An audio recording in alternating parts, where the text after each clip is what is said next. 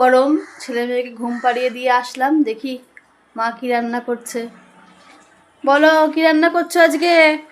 আজকে রান্না করছি স্পেশাল বাঁধাকপি দিয়ে মাংস দিয়ে। মাংস দিয়ে বাঁধাকপি, বাঁধাকপি দিয়ে মাংস দিয়ে, আবার টমেটোও রয়েছে এর মধ্যে। টমেটো দিয়েছি, কুচি কুচি করে কেটেছি। হ্যাঁ, মাংসটা বাঁধাকপি দিয়েছি দেখবা করে, খেয়ে একটু টেস্ট লাগে। বাঁধাকপিটা ভেজে নিলাম প্রথমে, দিয়ে মাংসটা কুচি কুচি করে তেলের মধ্যে ভাজলাম, ভেজে এটা দিয়ে কষাচ্ছি। এখন রান্নাটা হয়নি।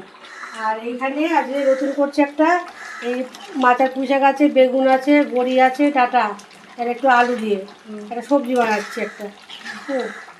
নিরামিষ সবজি হচ্ছে এটা একটা। আর কি রান্না হচ্ছে? হবে মেটে হবে।